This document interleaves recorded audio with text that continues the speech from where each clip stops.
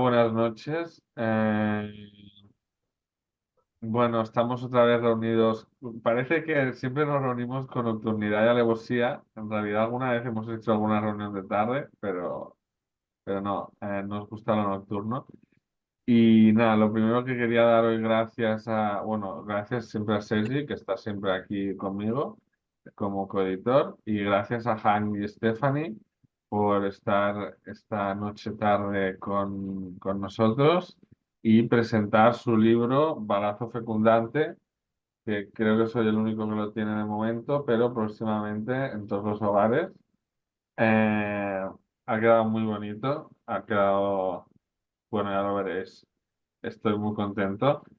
Eh, y los textos te vuelan la cabeza, o sea, realmente estoy contento en todos los sentidos.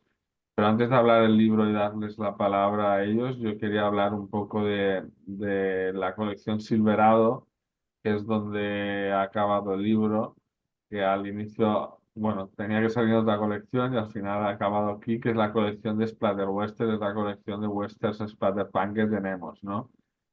Eh, entonces, hoy estaba pensando que en realidad todo el oeste es Splatterpunk, porque en el oeste cualquier cosa que te pase estás muy jodido. Si te rompes la pierna, que a mí me pasó el verano pasado, estás jodidísimo.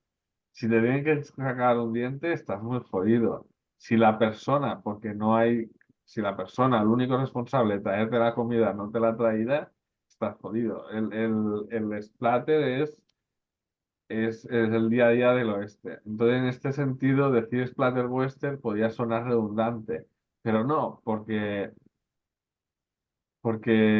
tiene el splatterpunk y el splatter western una vuelta de olla, un giro a veces un poco más surrealista, un poco más bizarro, que lo hace distinto del western tradicional. Y creo que las dos historias son totalmente en esa línea. La de Hank tiene, las dos tienen violencia, pero en distintas medidas. Una a lo mejor es más divertida y el otro más, eh, no sé cómo decirlo, no es introspectivo, pero sí es, eh, no sé ahora la palabra, perdona, Stephanie. Yo Luego diría me que, saldrá la palabra. A diría lo que mejor, tiene mucho de realismo mágico. realismo mágico, sí, también, correcto. Y nada, eso, las dos historias son súper splatterpunk, porque son como un cuadro como el cuadro que tengo detrás de Jason Pollock, pues está hechos con manchas muy grandes, ¿no? Como pintado así con manchas grandes. Y, y eso es lo que yo quería decir. Y ahora os paso la palabra y si queréis contar primero un poco la sinopsis de qué va la historia y después podemos empezar con las preguntas o cómo empezó la génesis de la historia o este tipo de cosas. Pues, ¿quién empieza? ¿Quién? Siempre, Tú- Ok, usted. yo me lanzo a empezar. Bueno, eh, este cuento empezó muy chistoso porque fue hablando con Stephanie cómo teníamos una propuesta para un versus y armamos una propuesta para un versus y no sabíamos muy bien qué género íbamos a manejar todavía, ¿no? Como que le estábamos dando vueltas a muchas cosas. Habíamos intentado ya escribir relatos a cuatro manos, que eso salió, pues nada, no pasó nada realmente, como que Estaba saliendo. en algún momento en los próximos 20 años va a pasar y pues nada, lo intentamos seriamente, no pasó de momento, pues que estamos como antojados de hacer algo, ¿no? De hacer algo juntos, porque pues desde hace tiempo, desde que éramos pequeñitos, por ahí, desde que teníamos 18 añitos nos conocemos, ¿no? Y como que sabemos muy bien del estilo del otro, nos comunicamos bastante. Entonces, pues dijimos, hagamos un versus, ¿no? La propuesta de versus.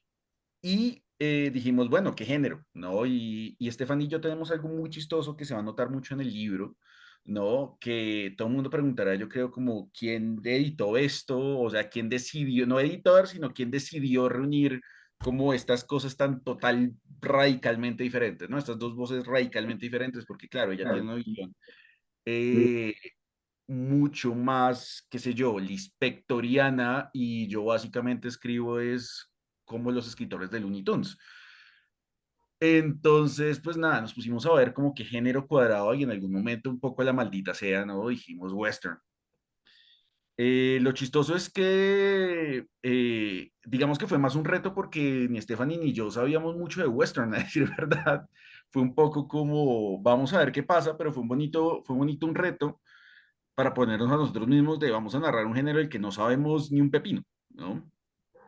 Sobre todo porque Stephanie y yo tenemos un modo muy particular de hacer las cosas y es que nos gusta experimentar, y el problema de que nos gusta experimentar es que nos quedamos investigando, ¿no? Entonces a veces hacemos investigación de 3 meses por un cuento y el cuento nunca termina escrito, ¿no? Y ese es un clásico nuestro. Como estoy investigando, ¿no? Nos metemos como a clases de ballet o de contaduría pública y el dichoso cuento nunca aparece, pero pues terminamos con un curso de contaduría pública encima.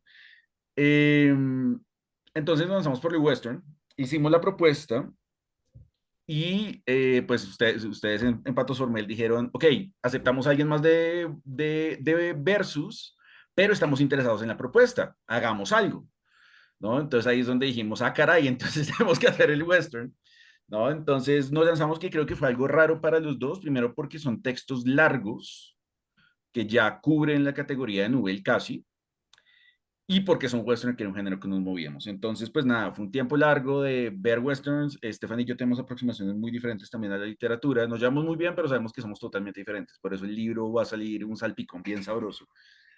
Porque nada, yo soy más de quedarme en mi casa y ver todas las películas western que pueda, ¿no? Y Estefanía es más de me voy a La Guajira, ¿no? A ver qué pasa, me voy al desierto a encontrar como mi espíritu guía. Eh, ¿No? Que viene en caballo, una cosa así, ¿no? Entonces tenemos visiones muy diferentes de la cosa. Entonces fue cada uno por su lado, empezó a hacer la cosa, fue un periodo de experimentación, creo, este cuento me gustó mucho cómo salió, por lo menos puedo hablar, ya y sí, ya Estefanía hablará más del cuento de ella. Este cuento fue muy raro porque desde hace rato yo quería escribir un cuento sobre un personaje que fuera una heladería viviente. Y pues nada, no había encontrado el punto, ¿no? Eso que uno tiene una idea y no sabe por dónde meterlo. Y dije, ¿qué tal si lo metemos un western? No, justamente porque es el sitio más caliente del planeta, ¿no? Y se está derritiendo. Entonces es una cosa muy a contrarreloj, reloj, que va a ser un personaje que está agotado donde está, que creo que yo estaría haciendo un western. Me di cuenta de algo importante y es que me encantan los westerns. Amo los westerns salvajemente. No lo sabía antes de escribir este cuento. Empecé a ver películas western y ahora no puedo parar. Los amé salvajemente. Y descubrimos, creo que incluso libros westerns, que de pronto Stephanie después hablar un poquito más de eso, un libro western hermoso que se llama Lo lejos de Hernán Díaz, y nos voló la cabeza y dijimos, vea, pues esto se está haciendo en literatura y Hernán Díaz es, lean por favor Hernán Díaz, el tipo es un psicópata y escribe un western precioso. Y Y pues nada, empecé a ver westerns, empecé a ver y dije como quiero meter este personaje, entonces se volvió una historia de venganza, porque dije pues también cuál sería la opción que podría ser una heladería, porque una heladería viviente se metería a un desierto, ¿no? Un desierto en una época western, y es por venganza, ¿no? Entonces es un poco una historia muy clásica de venganza, ¿no? Me fui, yo creo que narrativamente yo soy muy clásico en el modo de narrar, entonces es una historia de venganza, ¿no? Es un vaquero que llega a un pueblo y quiere cobrar venganza, ¿no? De los dueños del pueblo, que eso no lo encuentra en 60.000 westerns, ¿no? Quería irme con la estructura clásica, no quería como ponerme experimental con el western, no, quería hacer un western clásico, quería hacer lo que uno llegaba ahí y decía como, vea, Sergio León no hubiera podido pensar en eso, ¿no? Ahora, el vaquero que va a buscar venganza es una heladería, una dimensión de heladería viviente, y los contra los que busca venganza es una familia de magos en este pueblito. Obviamente, pues ahí es donde toda la cosa gira y hay mucha violencia rara. Entonces, esa fue un poco la idea. Quería hacer un western clásico, quería jugar con todas las características de western, quería que esta heladería llegara a un pueblo clásicamente western, no jugar como que era un parque de diversiones, no quería hacer un Westworld, no quería hacer nada de eso, quería hacer que fuera lo más legítimo posible, como hacer mi homenaje al western, no una parodia, pero que estos personajes fueran raros, ¿no? Como lo raro internándose en esto clásico. Entonces así nació un poco el cuento. Intento no dar spoilers, yo intento controlarme con los spoilers salvajemente, entonces pues no estoy diciendo mucho específicamente, más, estoy diciendo más sobre el comienzo, sobre cómo empezó, a sobre cómo va. Pero básicamente eso, es una historia de venganza clásica de western, pero pues con una herida y magos, ¿no? Y también videojuegos, o sea, también quería, o sea, es que yo no sé cuántas ideas tenía con un texto largo, yo sé que tengo un problema de atención no diagnosticado porque intento hacer 7 cosas al tiempo y en un texto largo también me pasa, ¿no? Entonces también en esa época estaba muy aficionado a Dark Souls y demás videojuegos y quería que el videojuego se sintiera como que tal si Sergio Leone hubiera hecho un Dark Souls, hubiera dirigido un videojuego. ¿No? Entonces hay muchas escenas de combate, hay muchas escenas de movimiento, que normalmente era que yo no, algo que yo no hacía. ¿No? Pero este fue un cuento, un poco un reto, como vamos a hacer cosas que normalmente yo no hago, a ver qué pasa.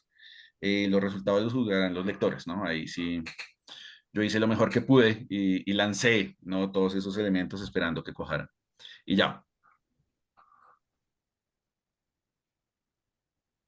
Mm, bueno, me encanta que Hank me ahorró como toda la parte del génesis de cómo llegamos a sentarnos frente a una pantalla, a decir, vamos a escribir un western, un splatter western. Em, y bueno, pues como que Hank me dijo como está esta opción del versus, hagamos como la propuesta, le enviamos y yo los últimos años he estado, digamos que a mí no me gusta mucho la escritura o una noción de escritura autobiográfica, pero sí me parece imposible como escapar de mi subjetividad y de mis propias obsesiones al momento de decidir lo que voy a escribir. Y de alguna forma me he dado cuenta que las obsesiones, así como que se apaguen por ciertos momentos, van resurgiendo una y otra vez. Y una de mis obsesiones adolescentes muy alotina eran los caballos. De hecho, tengo uno tatuado, pero finalmente pasaron cosas y parece un Doberman en llamas, pero era un caballo originalmente, un caballo con cabello rizado como yo, pero bueno, ahora es un Doberman. Y poco a poco esas obsesiones fueron como, cuando dije, bueno, ¿yo qué puedo escribir desde un western? Yo no sé un carajo sobre western. Y comencé a mirar y dije como, ok, esto es básicamente algo que yo jamás escribiría, ¿sí? Porque uno mira el western y está el protagonista, hombre blanco, civilizado, en este espacio límite. Entonces, como la buena persona súper terca que siempre he sido, dije, ok, vamos a darle la vuelta completamente. Y en los últimos 2, 3 años, desde que decidí como eh, ampliar y cambiar la estructura de mi familia y bueno, como que incluir miembros no humanos, muy entre comillas, el término no es el más afortunado, pero bueno, otras especies en mi familia, como que he estado indagando mucho al respecto y es algo que me ha empezado a obsesionar. Así que dije como, ok, vámonos como, busquemos como la voz desde donde vamos a contar, como todo lo contrario, hagamos que el western fracase. Y es básicamente la historia de cómo fracasa la civilización un poco. Y también me interesaba mucho buscar una voz. eh, no sé, a mí me gusta mucho lo que pasa en la literatura desde la identidad tan cambiante, tan sincrética y tan mestiza y tan difícilmente aprensiva que somos en Latinoamérica. Y es que nosotros decimos como, ok, vamos a escribir ciencia ficción, pero desde nosotros y le damos un vuelco por completo. Ok, vamos a escribir policíaco, pero se vuelve un monstruo completamente distinto. Entonces, como que me gusta esa idea de monstrificar los géneros literarios y fue un poco a lo que quise jugar con la propuesta y ahí como que surgió la idea como de una protagonista que fuera una niña indígena, bueno, que está en ese límite de cuando dejas de ser niña y empiezas a ser mujer, un límite que igual se mueve como socioculturalmente. La noción de niñez va cambiando un montón, al punto de que había como culturas en las cuales ni siquiera existe esta noción de niñez, y pues quise ubicarla también en un espacio que se sintiera muy, muy latino, muy latinoamericano. y pues utilicé como Hank lo dice, como mi propia, como experiencia de alguien foráneo en el desierto pues más cercano que yo conozco acá en Colombia, que es el desierto de La Guajira, que es esta cosa loca que es el desierto con el mar al lado. Em, y bueno, lo fui como, pues fue como básicamente o sea, si el western es como un encuentro en el límite, es como vas borrando los límites, un poco entre como los límites entre especies, los límites entre lo vivo y lo muerto, entre lo terrenal y lo espiritual, pues como entre esta noción que es como tan fundamental del western, que es como lo salvaje y lo civilizado un poco. Y creo que desde ahí salió, no me parece un cuento fácil de hacer una sinopsis porque realmente, o sea, pasa mucho, pero pasa muy poco. Y si intentara como hacer en una sinopsis en una sola oración, resumo todo el cuento, pero creo que tampoco es como el viaje de la historia, era como otra cosa, como justamente también al borrar como estos límites, un poco se borra la noción temporal incluso dentro del relato y también como que no tiene tanto sentido hablar como de las acciones. No sé si dije algo concreto, pero bueno. Sí, sí, muy concreto. Eh, bueno, solo sobre lo que... No sé si vas a continuar, pero si no vas a continuar sobre lo que habéis dicho ahora, antes de dar la palabra a Sergi, si tiene alguna idea, es que estaba pensando que las dos fotografías funcionan como un negativo en el sentido de que hay una inversión de varios valores. En el caso de Hank, pues de la idea del protagonista normal, pues es una idea, y en tu caso también hay una inversión de los protagonistas normales, porque es esta chica niña y porque habla de igual a igual con los animales no humanos. No hay una distinción bestia hombre blanco. Eh, pero aunque sean negativos, se ve la imagen igual, como funciona con los negativos reales, porque tienen ese sabor en la inversión, su sabor a western. ¿Cómo habéis logrado eso? Y además, haciendo énfasis en que no conocíais el western, pues más milagroso todavía y más talentoso por vuestra parte, me parece. Eh, y esa era como la idea que tenía ahora, el negativo. No sé si Sergi tiene algo que comentar. Yo quería aprovechar para preguntaros a los dos y centrándonos un poco en lo que nos es propio en esta editorial, que es el Splatterpunk. Y el Splatterpunk pues, se basa en mostrar una violencia explícita y además en un carácter social, ¿no? De denuncia de lacras sociales. Y creo que son dos cosas que habéis retratado muy bien en vuestros relatos, tanto uno como el otro.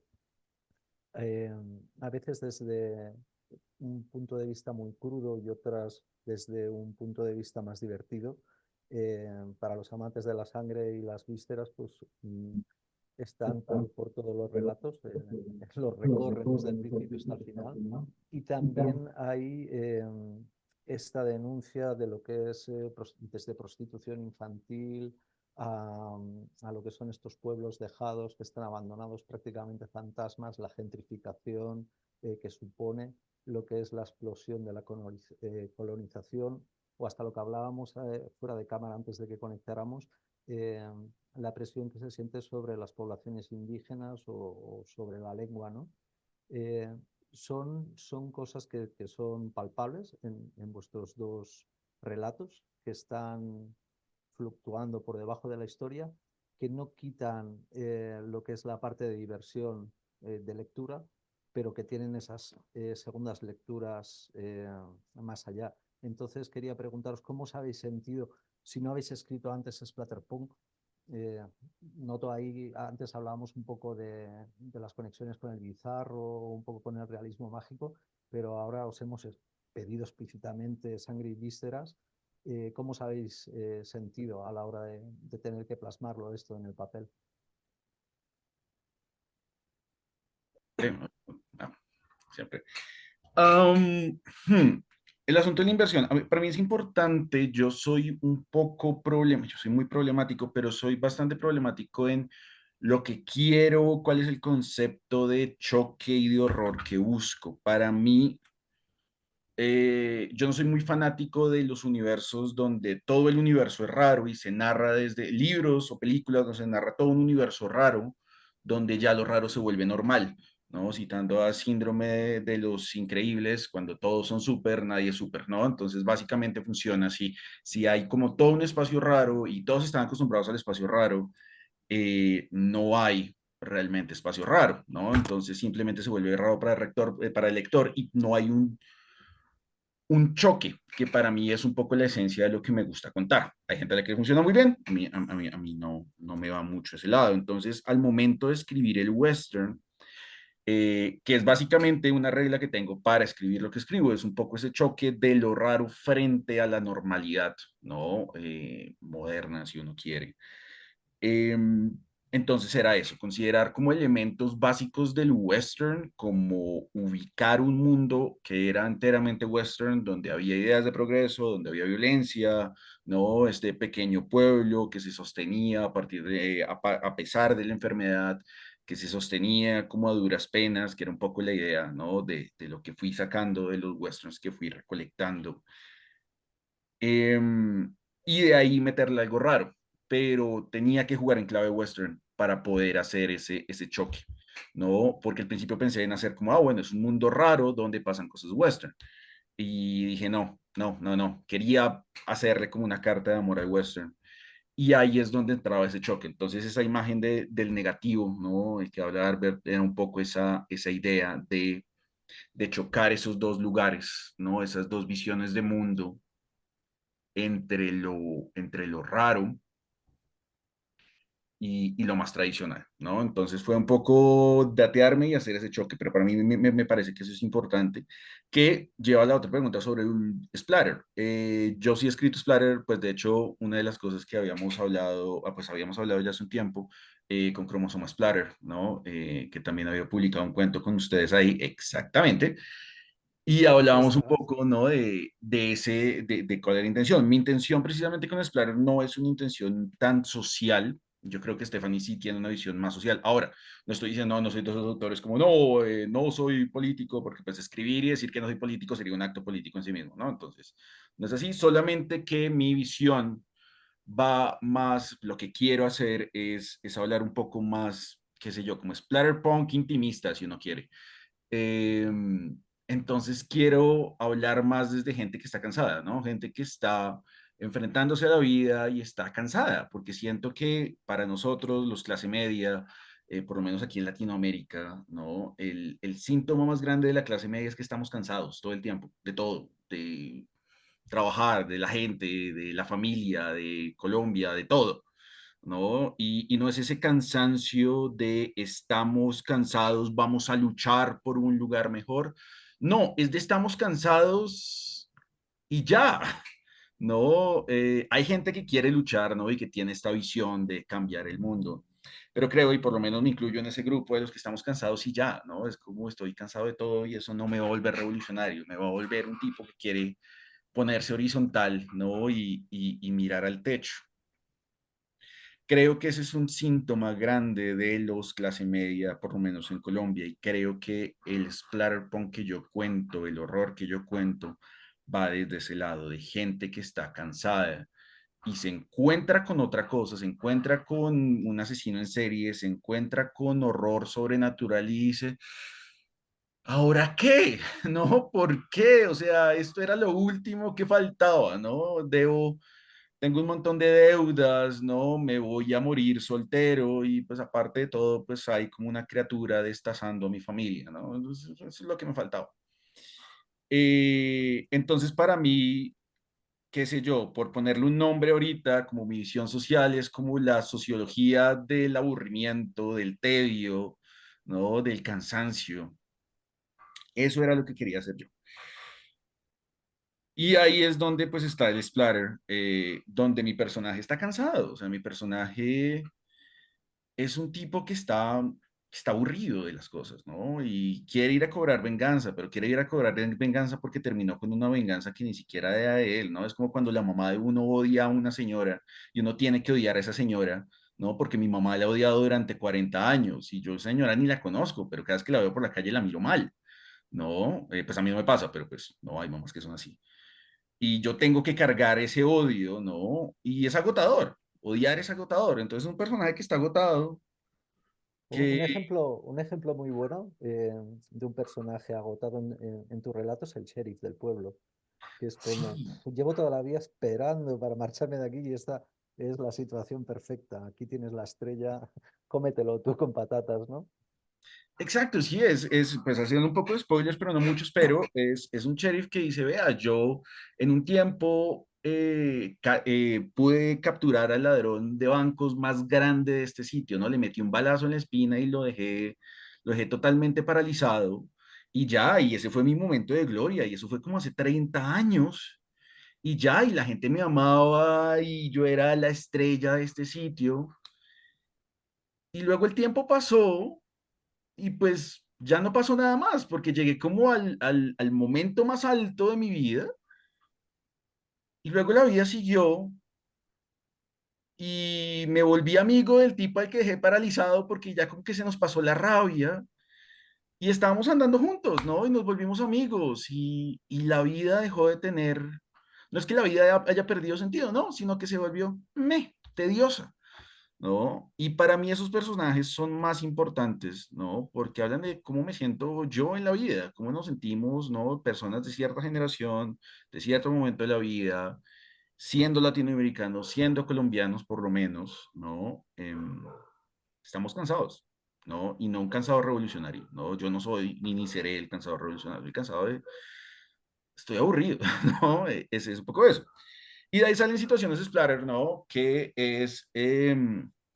ese choque con lo raro, es muy chistoso ver cómo el Explorer es tan violento, tan se mueve en una dirección que tiene todo este impulso violento, ¿no? Y esta persona no corre, ¿no? Simplemente es que venga, ¿no? Si me iré a morir, me voy a morir, ¿no? Es como, yo creo que en las trampas de Saw, del juego del miedo, hace poco vi un meme muy divertido de alguien que tenía una máscara de las trampas de Jigsaw y decía, vea, yo no me voy a sacar una llave del ojo, no voy a hurgarme en el ojo para sacarme una llave, que esta trampa se estalle y ya, que se acabe esto, ¿no? Y a mí eso me parece fascinante, ¿no? Eso me parece fascinante cómo lidiamos ahora con esto. Ahora, eso soy yo, ¿no? Lo que les digo, este libro me parece muy bonito, el cruce tan sádico que tenemos, porque Stephanie tiene una visión totalmente diferente de la literatura.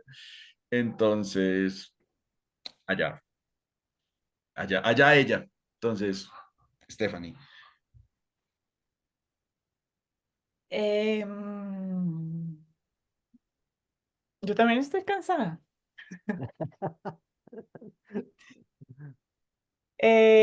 Bueno, un poco como retomando la pregunta, porque si me quedo pensando en lo que dice Hank, me pongo también a divagar un montón y creo que no es la idea. Eh, Normalmente como que con Hank molestamos mucho en que yo soy el tipo de escritora que hace un cuento de caníbales donde nadie muerde a otra persona, donde no hay sangre, donde no hay mordiscos. Y yo sugiero mucho, a mí me gusta mucho la sugestión. Yo normalmente no, sí, yo no soy escritora de horror, sí, yo soy escritora de terror, un poco.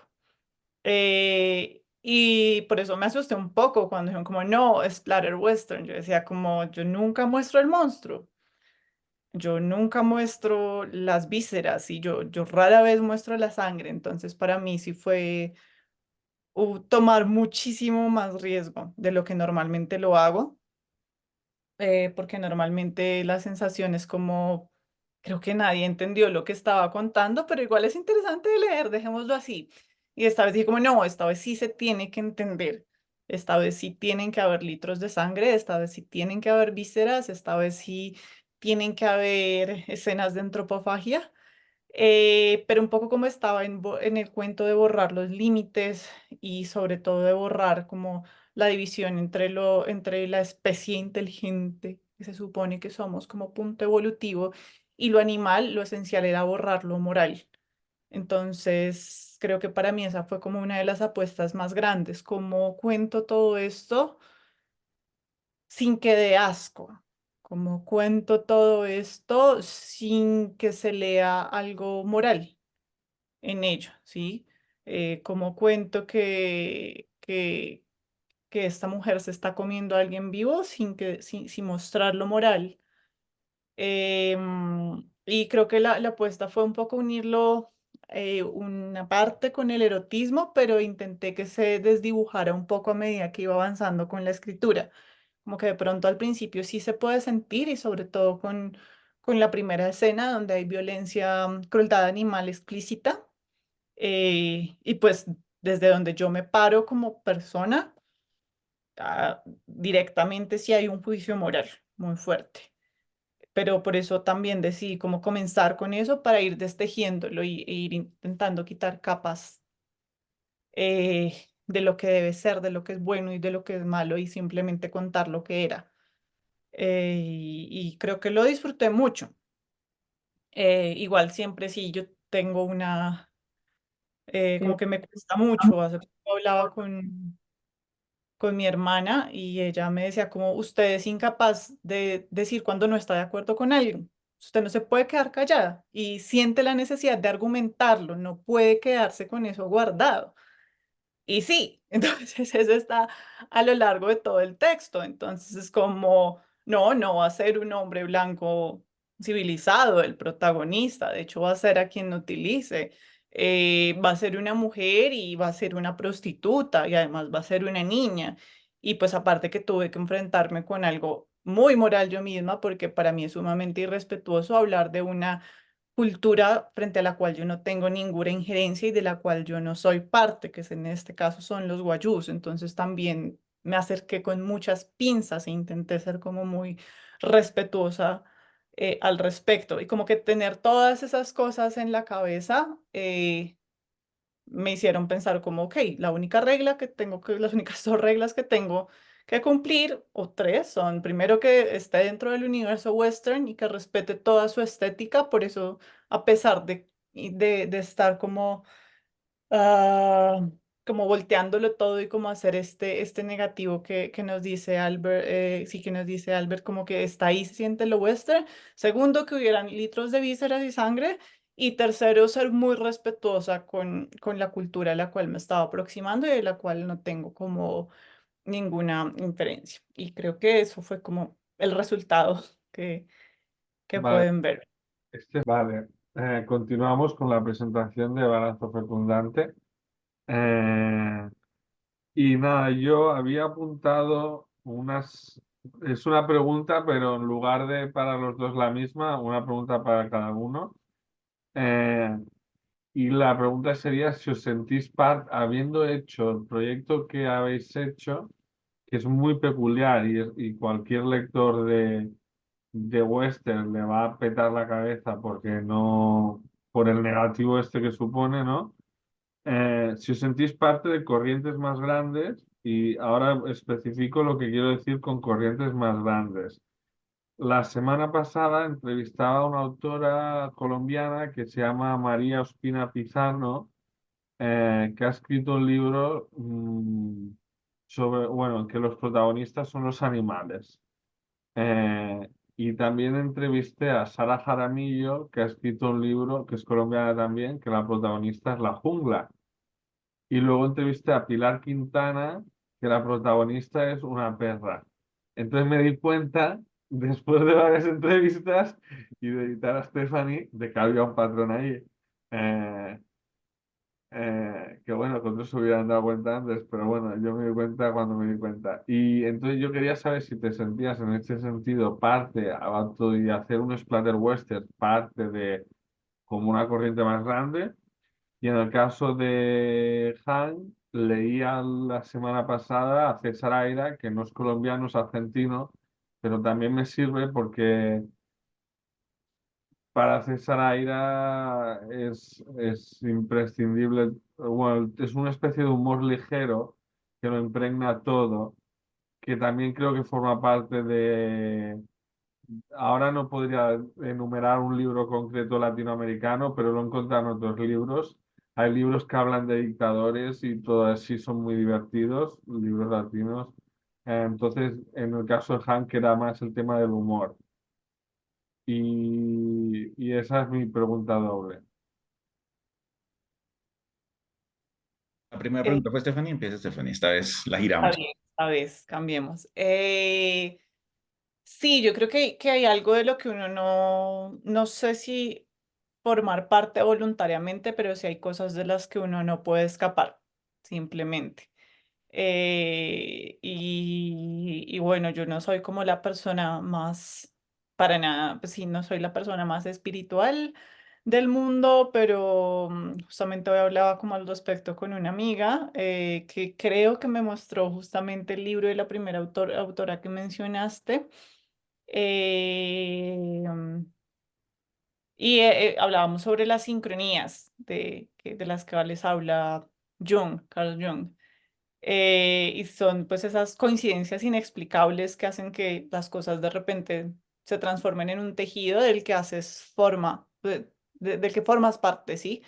Entonces como que en determinado momento uno decide como de pronto salirse de un patrón, sobre todo pues cuando se trata de literatura y te sientes como muy outsider de repente y de repente, ah, no, estoy dialogando con un montón de autores y de autoras que tienen las mismas preguntas y justamente yo creo que esta relación ahorita con lo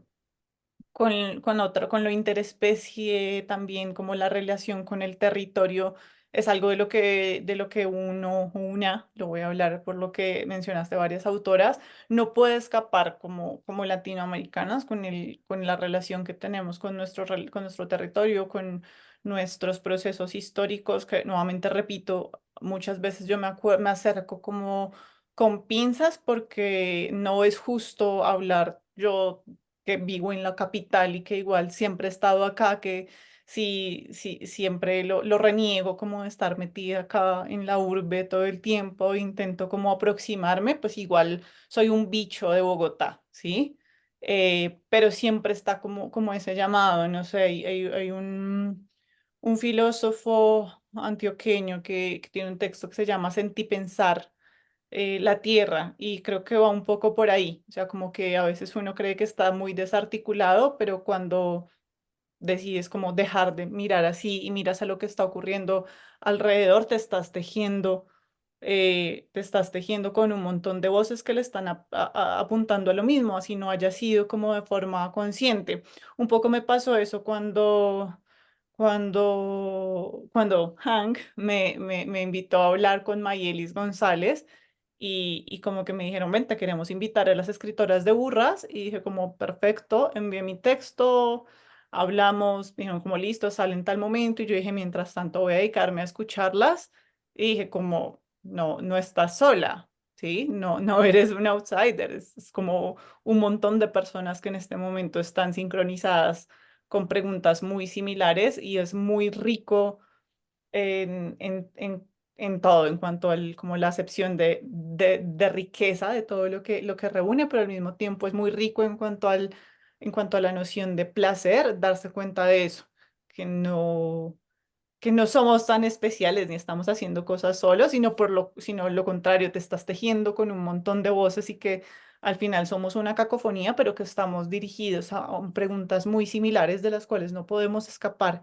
y está bien, está bueno, está chévere.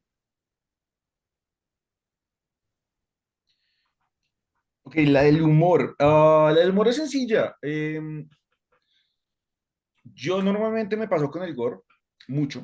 Yo normalmente no tengo límites en cuanto a gore se trata, entonces siempre me gusta ser lo más absurdo posible y ahí voy a citar muy mal a David Foster Wallace, porque David Foster Wallace decía que lo inmensamente triste cruza una línea y empieza a ser inmensamente gracioso, ¿no? Como que hay un punto donde algo es tan triste que salta. A mí me gusta pensar que lo inmensamente gore es inmensamente gracioso también, ¿no? Hasta cierto punto.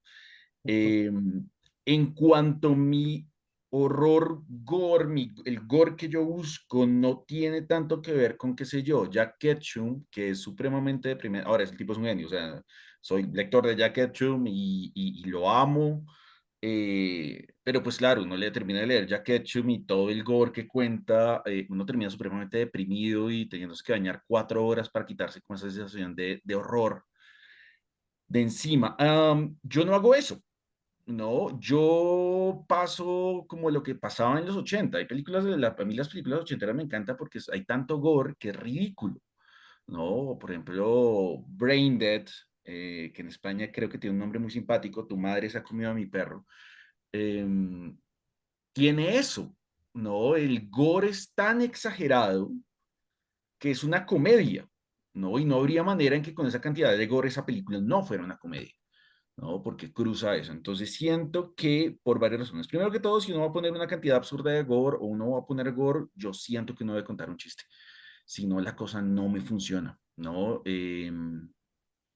No sé, no me gusta deprimirme cuando leo y cuando me leo, ¿no? Entonces siento que es bueno equilibrarlo. Mi teoría es que yo siempre quise ser comediante y me volví literato. Entonces aparentemente son dos cosas que van de la mano. Y creo que eso ayuda como a nivelar un poco, ¿no? El horror y el gore exagerado que uno pone, ¿no? Entonces, es esa relación también porque, digamos, un reto con lo que escribo es que tantas cochinadas puedo escribir sin que alguien deje de leerme, que es un reto. Hay un cuento de Chuck Palahniuk que fue básicamente ese cuento que para mí en los talleres que dicto escritora le digo, vea, lo que usted necesita saber sobre cuento está ahí, en esas 3 páginas, que se llama Tripas. Y cuento es supremamente asqueroso. Si ustedes lo han leído, saben, es muy corto, tiene 4 páginas, es brutalmente asqueroso, ¿no? Pero uno no puede soltar el cuento. Y cuando yo leí eso, dije, ya, yo quiero eso, ¿no? También hay una serie británica, el humor británico, que el horror y el humor británico son la misma cosa, ¿no? Y hay una serie de televisión que se llama la Liga de Caballeros. Y pues nada, era eso, era horror exagerado, ¿no? Absurdo, y el programa era una comedia, y era una comedia muy negra. Y era muy bonito eso, saber que las dos cosas se cruzan, ¿no? Y se combinan también, porque también creo que no es una mezcla que uno esté haciendo algo revolucionario ni nada, es una mezcla que va maravillosamente, ¿no? O sea, como se combina sin problema. Entonces, para mí es eso, ¿no? Siento que voy tan al extremo que eventualmente termina siendo gracioso, lo quiera yo o no, y aparte de todo, sí lo quiero, porque es muy terrible contar algo sin contar chistes. Para mí no es humanamente posible. Perfecto. No sé si ahora Sergi quiere hacer una pregunta a él. Sí, aprovecharía para preguntaros una de las cosas que creo que hacen únicos, originales estos dos relatos de western es que tanto Stephanie como Han han utilizado la magia introducida dentro del western, ¿no? Que es una cosa muy original.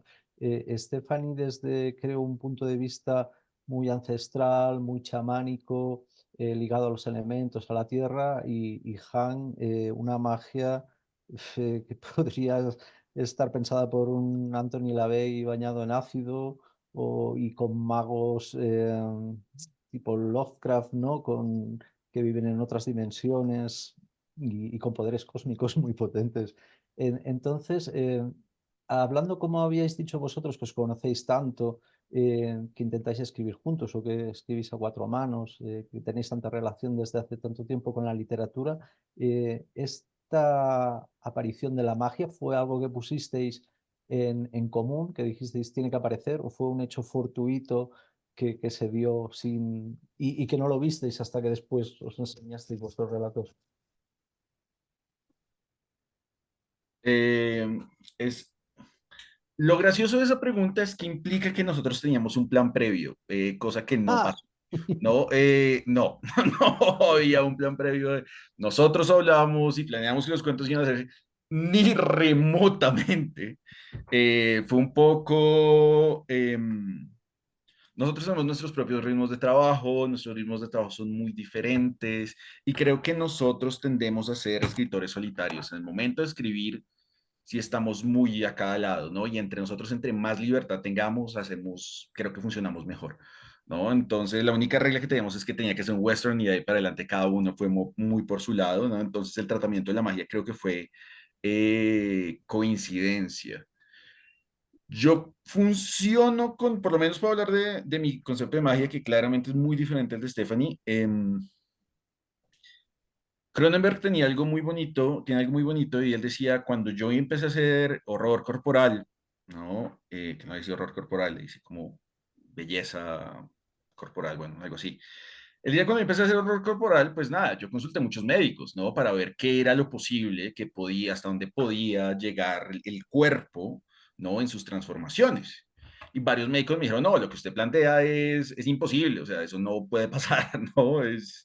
No, el cuerpo no va para tanto. Entonces él dice, pues yo me inventé mi propia magia, mi propia magia, mi propia ciencia, ¿no? Me inventé mi propia ciencia que entraba en esas categorías, ¿no? Que yo podía utilizar para contar lo que quería contar, ¿no? Entonces básicamente me inventé la ciencia, con la ciencia que tenía, la estiré, ¿no? Con los cuerpos que conocía, estiré como esos límites y hice la cosa de ahí. Para mí la magia funciona de la misma manera. Yo soy muy jugador de juegos de rol, ¿no? Entonces me encantan los sistemas de magia. Yo soy, a cada vez que encuentro un libro con un buen sistema de magia, me enamoro salvajemente. Y dije, bueno, hay sistemas de magia en la vida real, ¿cierto? No me interesa, ¿no? Pues sí me interesa, ¿no? Y no los lee y encuentra cosas y demás, pero al mismo tiempo era como, quiero poder expandir lo mío y hacer un sistema de magia que se ajuste pues al hecho de que hay una heladería, una dimensión de heladería viviente, ¿no? Y que hay... y que hay magos que le dan vida a rifles, ¿no? Y rifles que tienen como cuerpos de hombres desnudos, ¿no? Entonces, bueno, resulta que muchos sistemas mágicos no funcionan, ¿no? Y no tienen esa cosa de espectáculo, ¿no? La magia también que buscaba es muy de espectáculo y de luces y de colores, ¿no? Entonces, básicamente como Disney, pero con LSD. Y dije, bueno, voy a hacer mi propio sistema de magia, ¿no? Entonces tomé varios elementos que venían desde ahí, los fui organizando y armé la magia, ¿no? Que iba en esas direcciones, que pues obviamente toma de muchos otros sistemas de magia, ¿no? Uno roba, Fernanda Trías, gran escritora uruguaya, siempre dice, vea, la literatura casualmente siempre robo, el asunto es robarle a los mejores o saber dónde uno va a robar, ¿no? Efectivamente, entonces como robé varios sistemas, varios elementos de sistemas de magia, le sumé lo mío, ¿no? Y ahí fue naciendo, entonces cada vez como que creo que tengo una base para todos los cuentos de los que utilizo magia, que suelen ser muy seguido, y, y empiezo a sacar como cositas, ¿no? Creo que tengo como un continuum de elementos mágicos que he ido elaborando y de ahí van saliendo en cada cuento cosas que van funcionando. Pero es básicamente como hice mi propio sistema de magia, ¿no? Es más Cronenberg, me funciona más, ¿no? Y me gusta mucho más hablar desde la fantasía. Soy pésimo escritor de ciencia ficción.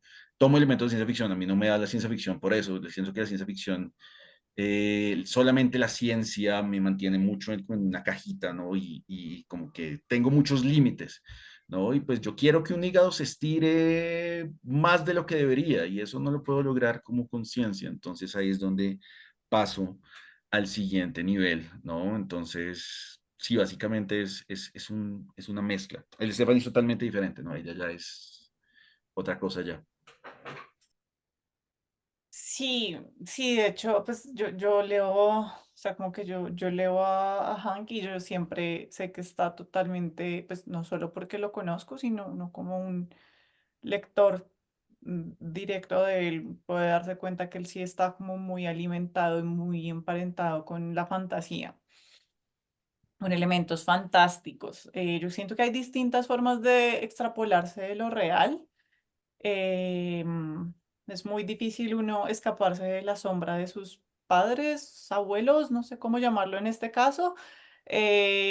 No diría que yo escribí como pensando en el realismo mágico, justamente porque creo que la apuesta es no tratar como magia o como fantasía esta otra realidad que se va mezclando. Yo de pronto me iría un poco más por lo que llama les ama Lima como la sobrenaturaleza y es aquello que podemos tejer a partir de la naturaleza.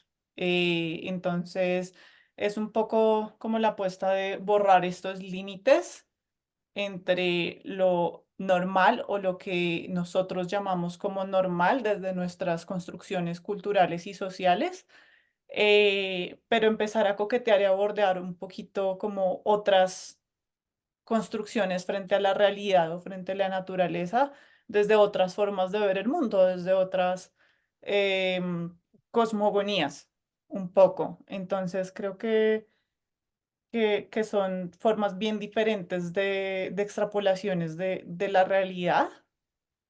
Em, y sí, pero jamás tuvimos como como ponernos de acuerdo al respecto. Creo que de hecho siempre que vamos a escribir a la par como algo, vamos a ser nuestros primeros jueces mutuamente y a lanzarnos piedra salvajemente y nos pasamos los textos, pero creo que siempre ahí está este interés como ver como, bueno, y ahora, con qué me va a salir esta vez y está con qué me va a salir. Y creo que algo interesante en estos textos fue que a pesar de que los dos, pues claramente ya llevamos como un tiempo construyendo una voz propia y un estilo, los dos nos arriesgamos a formas como ir un poco más allá, un paso más allá, creo que a eso nos animó, nos impulsó, nos empujó salvajemente el splatter western, pero creo que conservamos los dos como dentro de las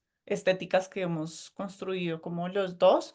Hank desde esta exploración de lo mágico, pero yo diría que también desde una exploración emocional e intimista muy fuerte, muy cargada, la leí en este texto, y pues yo me fui un poco más hacia algo con lo que normalmente me cuesta mucho, que es justamente como explorar ciertas espiritualidades con manifestaciones que me son ajenas, pero que me parecen asombrosas y que respeto profundamente. Vale. Eh, ahora ha salido el nombre de Cronenberg. Bueno, ahora no, cuando hablaba Hank. Y yo creo que lo pusimos en la contraportada incluso. Eh, sí, lo pusimos en la contraportada. Porque realmente el cuento tiene esas resonancias. Está bueno, sin mucho hacer spoilers, hay un fusil muy raro, hay también una caravana barra jaula muy rara. Es que tampoco quiero hacer spoilers para sorprender al lector. Pero sí quiero decir el nombre de Cronenberg para que sepan como el filtro que hay. Y en el caso del cuento de Stephanie, que todavía me sale mal, que al inicio no me ha salido la palabra, pero eh, creo que un nombre que me suena es el de Donald Haraway, por esa relación que hay, y creo que también lo pusimos en la contraportada, eh, que por esa relación que hay entre la protagonista y los distintos animales. Eh, y no sé si son dos autores que habéis leído mucho o, o a lo contrario, ha sido bueno, sí que Frank ha dicho que ve mucho Cronenberg y Stephanie sé que ha leído Haraway, así que antecedo que la pregunta la respuesta va a ser que sí. Pero bueno, os la hago igual. ¿Cómo relacionáis con estos dos autores cada uno?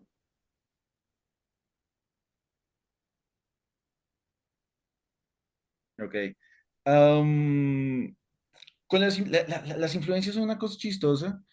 A mí me funciona mucho pensar algo que decía Harold Bloom, que él hacía lo de la angustia de las influencias. Entonces, básicamente, él decía que uno tomaba sus influencias, ¿no? Uno tomaba las lecturas anteriores y uno hacía una mala lectura, ¿no? Y esa mala lectura era, básicamente, uno hace su propia versión de la cosa.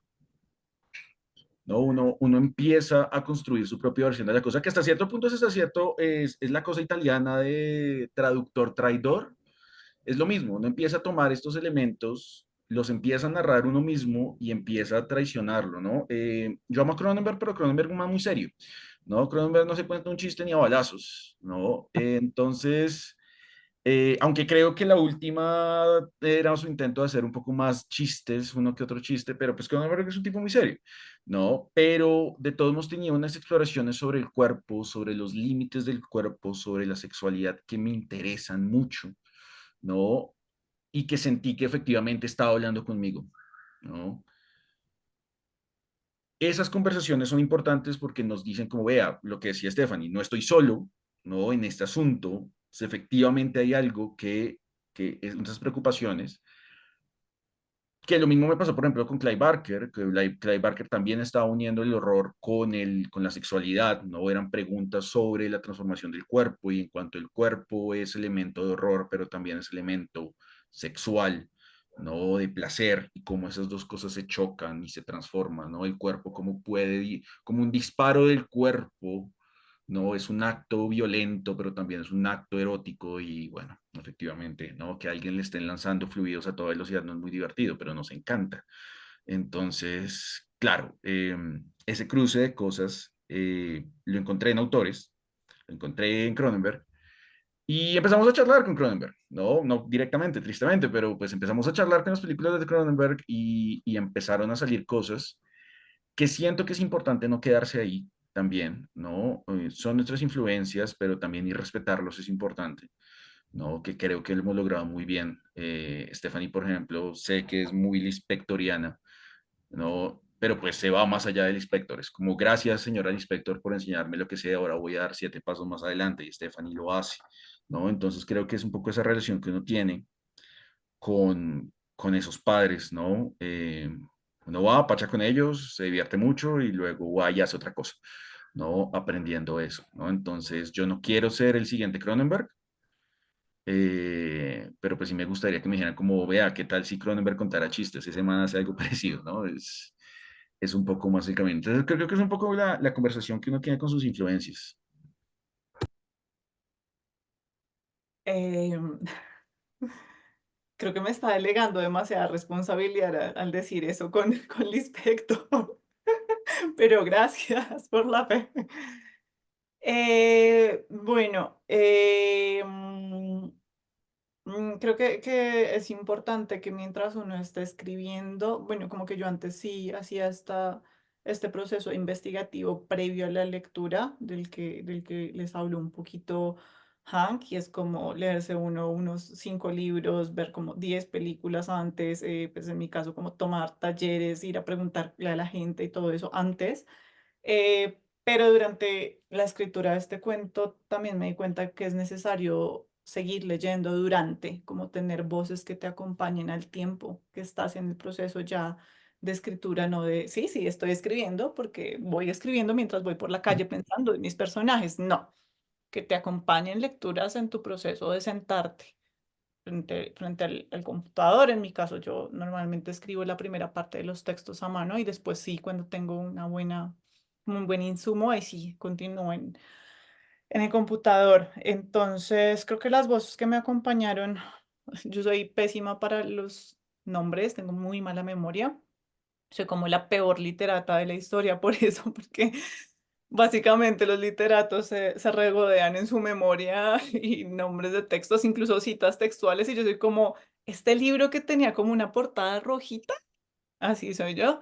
Entonces, bueno, Donna Haraway efectivamente la leí previamente, el texto del manifiesto de las especies de compañía, ese lo leí al tiempo que estaba leyendo un texto em, súper em, súper informativo y súper aplicativo sobre entrenamiento de perros como puro conductismo así pesado, clásico y operante, que se llama Click to Calm. Si alguien tiene problemas con su perro de conducta, pueden acudir a él. Entonces, como que fue esta discusión entre en qué momento vuelvo mi animal de compañía una máquina súper operativa, ¿sí? Como estímulo, reacción, refuerzo, ¿sí? Y en qué momento empiezo a pensarlo como un ser sintiente. Entonces fue ese diálogo entre el manifiesto de las especies de compañía y este texto. Y durante la lectura, durante la escritura, estuve leyendo un libro que se llama Somos lo suficientemente inteligentes para entender la inteligencia animal, que me lo recomendó nuestro entrenador. Digo nuestro entrenador porque uno piensa que uno contrata a un entrenador o conoce un entrenador para su perro, pero realmente te entrenan a ti para poder entender y comunicarte con otra especie. Ese texto fue fundamental porque fue como entender que buscamos medir la inteligencia de un ser muy específico desde nuestra noción y nuestras necesidades de inteligencia, y eso es totalmente injusto. Y al mismo tiempo estaba leyendo Quedarse con el problema de Donna Haraway. Y de este texto es muy interesante porque en la última parte, que es el de los niños del compost, ella hace una ficción como para todos sus postulados y toda su jerga totalmente rica, donde ella empieza a transgredir como su yo bióloga con su yo historiadora, con su yo feminista, con su yo filósofa. Dice como, ok, voy a ponerlo en un texto de ficción, pero igual sigue siendo un texto sumamente filosófico. Entonces, igual sí estuve dialogando con esos dos textos al tiempo que comencé como a adoptarlo de la especificidad del western, de mi personaje, de las necesidades de Rocío, el nombre de la protagonista, del calor que hacen en La Guajira, y como sí, ahí lo que dice un poco Han, como que, ok, en este momento es el momento donde dejo de ser el escritor niño que leo y creo en mis papás literarios, y me vuelvo el escritor adolescente, suelto la mano y empiezo a explorar mis propias ideas y hasta negar ciertas cosas. Entonces sí, está ahí, pero yo siento que Haraway uno nunca la termina de leer y nunca la termina de entender todo el tiempo esto, porque está como esta superposición de 30 conceptos distintos donde crea uno nuevo, y es una lectura súper compleja. Entonces sí es un intento de diálogo desde donde puedo comprender de ella, pero sí creo que está todo el tiempo un poco ahí de la mano ella y el autor cuyo nombre no puedo recordar, del de la inteligencia animal. Es un texto sobre etología, pues el estudio del comportamiento animal, y pues bueno, y también como un poco los lenguajes de mis animales de compañía también. Perfecto.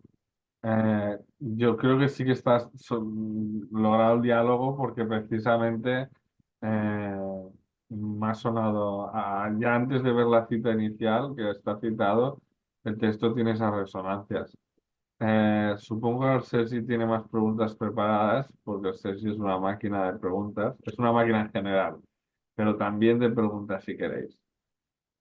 No, a mí es que me generan muchas impresiones estas lecturas, pero llevamos ya muchos ratos, supongo que poco nos queda. Una pregunta corta, y sería más para ahondar un poco en esto que hablábamos de la transformación, la fusión poshumana, eh, aunque ya lo hemos hablado un poquito, pero me interesa mucho estas relaciones que, por ejemplo, Stephanie establece eh, con la polinización, la fecundación, procesos que parecen embrionarios, fusiones animales, humanas, pero que son para llevarte a una nueva realidad o para trascender la realidad cotidiana que tenemos.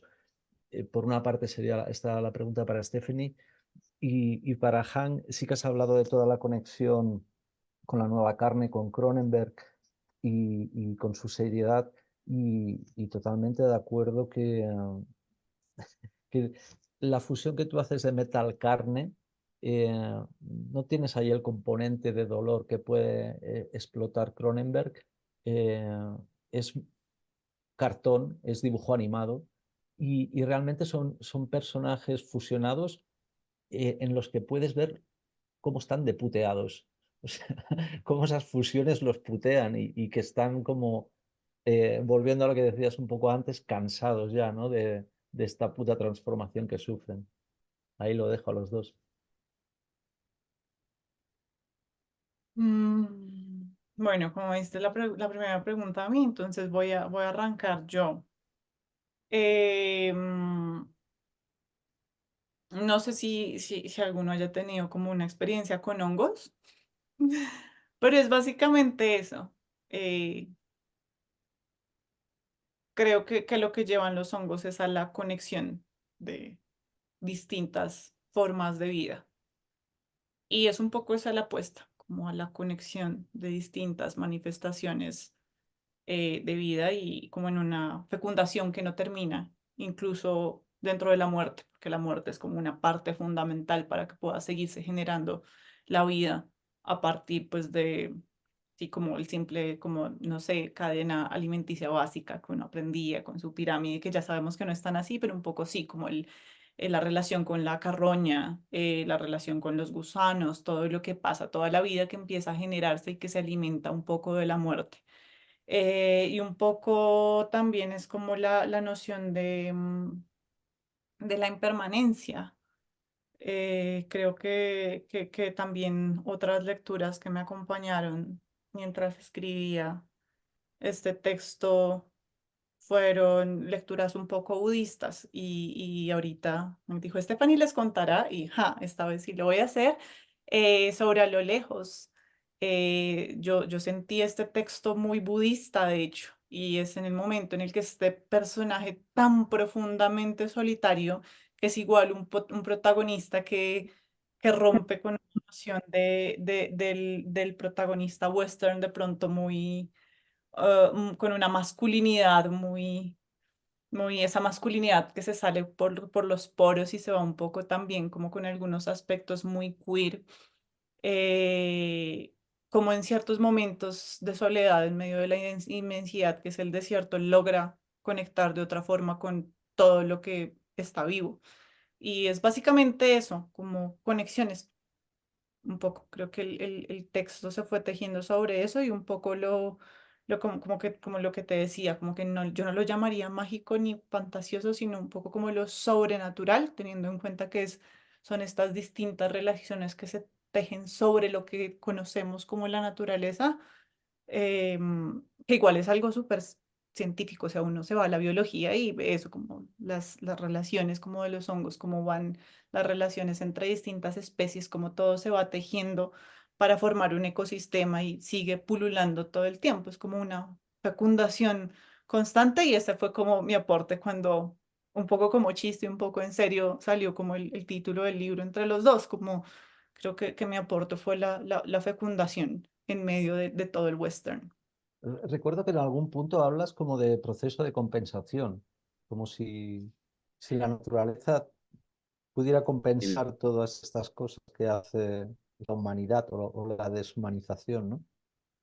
Sí, un poco también como un pagar una deuda. Creo que la compensación no solamente está desde la parte de lo natural, sino ahí creo que sí fue un poco más consciente mi aporte como social, como que este hombre acá está jugando un papel compensando deudas históricas, pero también como especie, como que eres una especie que ha usado tomando de tu ecosistema. Entonces sí, también está ahí un poco como relacionado.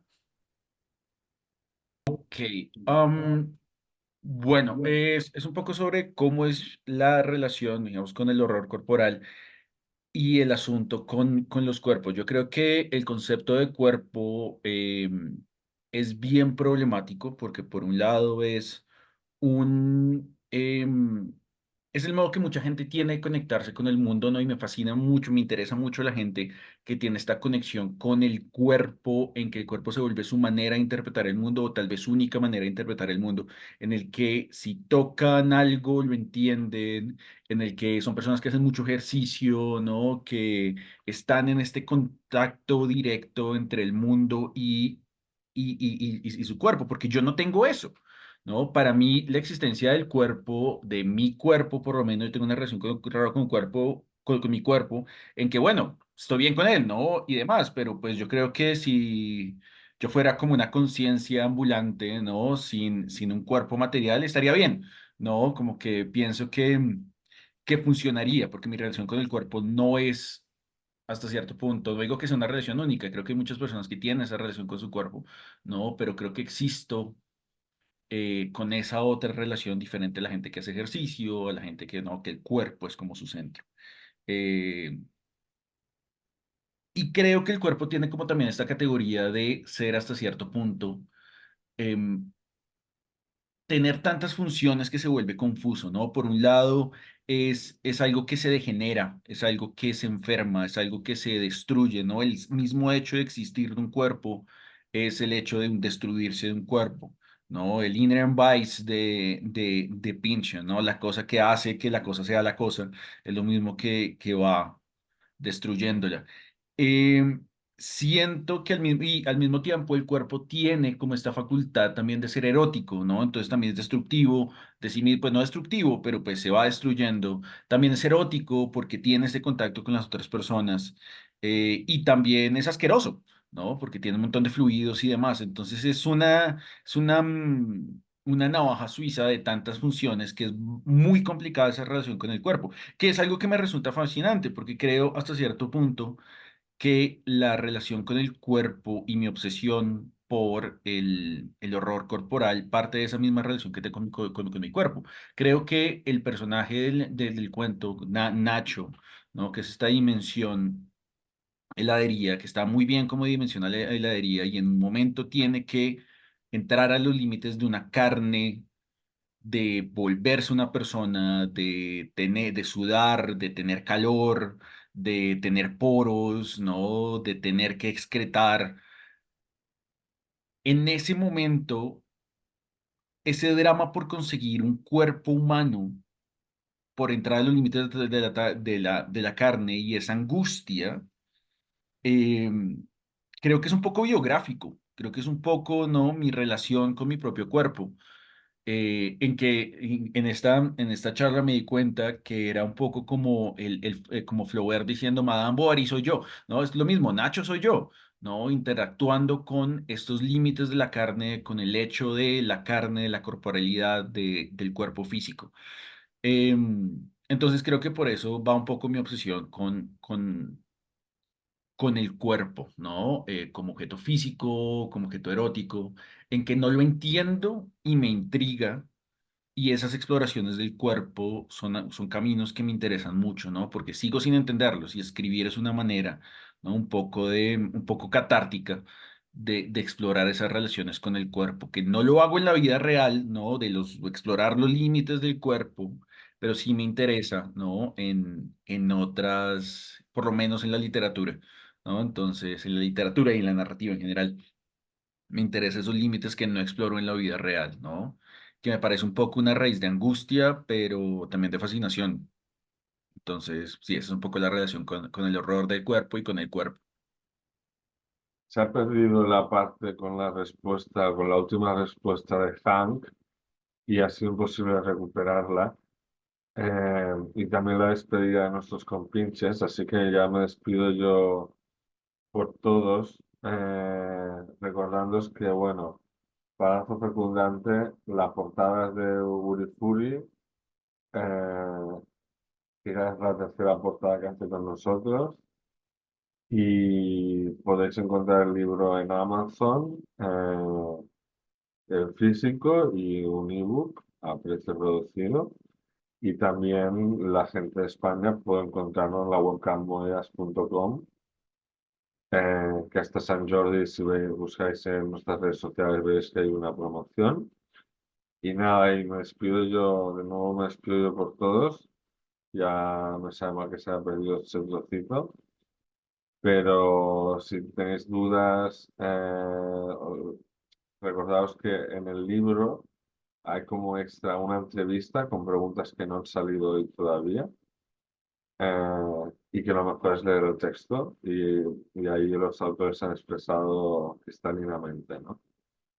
Badazo fecundante, muchas gracias y buenas noches.